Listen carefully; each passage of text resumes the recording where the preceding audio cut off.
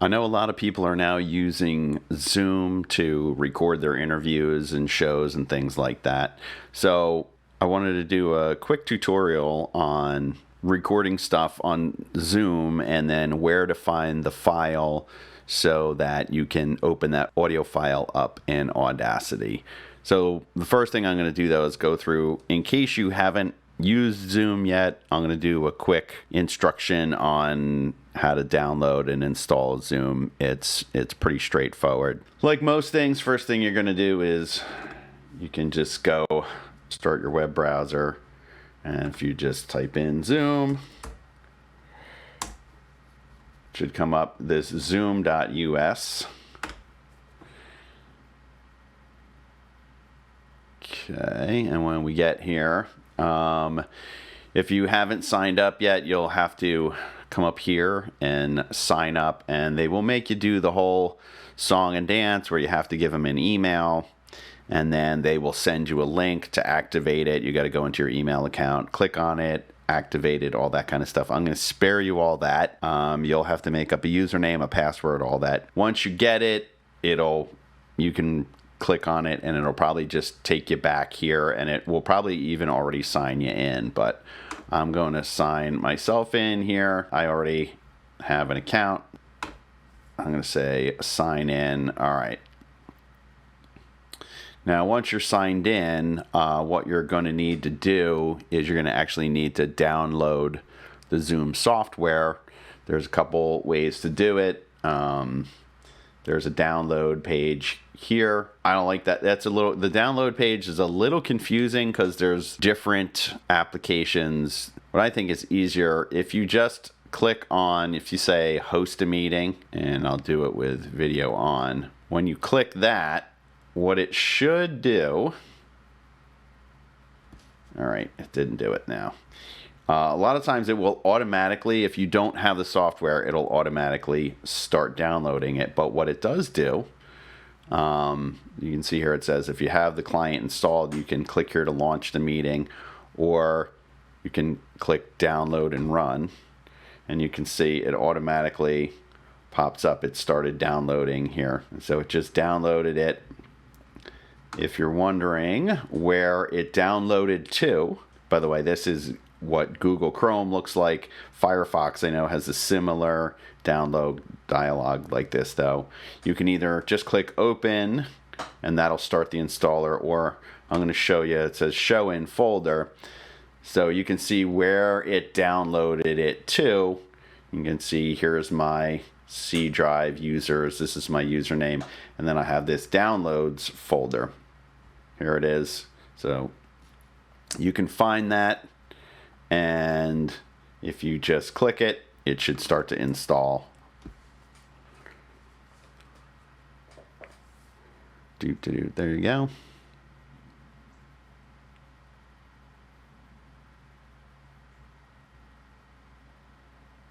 Okay, after you download and install Zoom, you should get this desktop icon show up. If not, you can look in your recently added, or if you scroll down, I didn't even know you could do that. If you scroll down to the bottom, there's Zoom. You should find it there. So I'm just gonna open this up. Now the thing I want to show you is in your settings. If you come over here to the little gear icon for your settings, if you come down to the recording section, the first thing to notice is this local recording tab. Okay, you want to look and you want to see when you record your Zoom meeting, this is where it's going to save it when it records. It gives you the directory here, where you can, if you hit open, it pops up a window, but Zoom kind of blocks it. But if I close that down, so here when you download Zoom, it creates a Zoom folder in your documents file, okay? And that's where it's going to save things. So again, if I go back in here, go to recording, okay. If you want to change it, You can come in here, you can open this up, and you can find a different spot. I usually just go with Zoom goes through the trouble of creating a folder for you, so I usually just leave it there. But just know where it is on your computer so that you can find your files later. Now, if you want, there's this checkbox that says record separate audio file for each participant who speaks. You could click that, and then what it will do is it will actually create a separate folder, and then for every person logged into your meeting, it will record their audio separately. But just be aware, if you have 20 people and you have an hour-long meeting, you're going to have 21 hour-long files in there. It could take up a lot of space. But if you're just have one or two people, you might want to do that. The other thing, if you come up to audio, you can come in here to set like your microphones. If you have multiple microphones, like here's my built-in laptop microphone. This is the microphone I'm using right now. I have my USB microphone.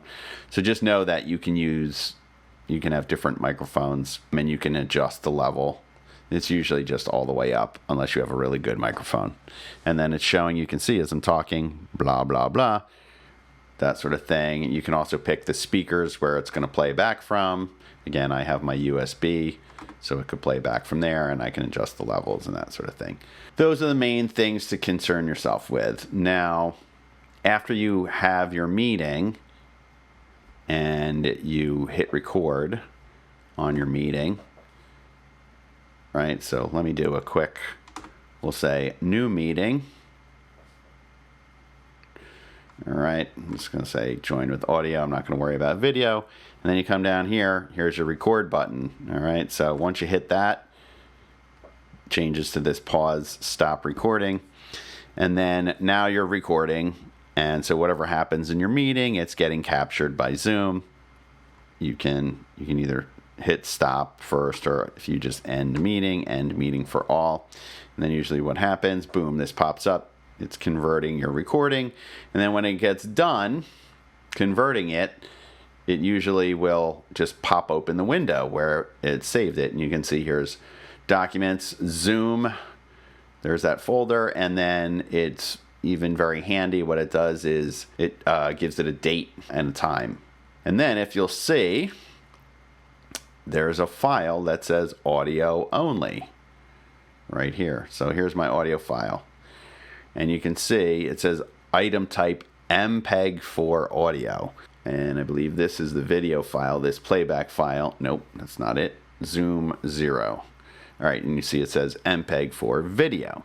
Now, Audacity, unfortunately, will not open this MPEG-4 audio file unless you have to have, there's an application called like FFmpeg that you can download and install and point Audacity to it. It'll allow you to open MPEG files like that, MPEG-4 files. Or what you can do, what I usually do after I record it is, I'm going to close all this down, is I have this VLC media player, okay, that I like to use. And this is just a free media player. It works like Windows Media Player, iTunes, stuff like that. But you can go on the internet and download it for free, and it also has a convert function, and I'll show you how that works. All right, let me just show you real quick to find this VLC media player. If you go on Google and you just type in VLC. All right, so it's this videoland.org. So this is a piece of open source software that's been around forever. And you can come here and you can download it and install it. It's just a good media player to have. You can play video files, you can play audio files, and it has that convert function, which is nice. And if you want, go ahead, donate some money to them. It's just a group of developers that have created this thing, like I said, years ago. It's been around forever. And it's free, and people can just use it to play media files. Click download. I think here you can choose Windows, 64-bit Windows for your phone, Mac, Linux, Android, iOS. Click it, download it, install it. It'll pop up. Okay, and then you should have, after you install it, it'll create a little desktop icon. But again, that convert function. So if you come up here and you go media, convert and save. Okay, so then the main thing. So first you have to select your file that you want to convert. So you come over here and you find a file. Say I wanted to convert this Kick and Mule file to something else. I think I open that up. So right now it's an MP3. And then what I can do, I come down here, I say convert and save. So if I wanted to convert it to a WAV file, you could convert it to a WAV or something else. See some other options here. These are all, and then they're labeled. You can see these are all types of video, and then with just different settings, video, common video things. So MPEG 2, Windows Movie, stuff like that. Or audio files, you can do this OGG file. A lot of phones will use that. MP3 FLAC is also an uncompressed file. And CD, audio CD, that's a WAV file. So, and then, like I said, you tell it, pick the file, what you want to convert it to, and then where you want to save it. I'll just say save it in my music folder here. And you could rename it if you wanted. Oh, here's what so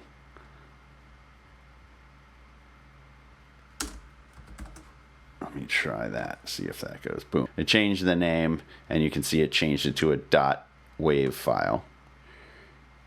And then once you do that, you hit start, and you saw that real quick blue line whipped by. That was it converting it. Now if I come over here to my music folder, you can see there it is.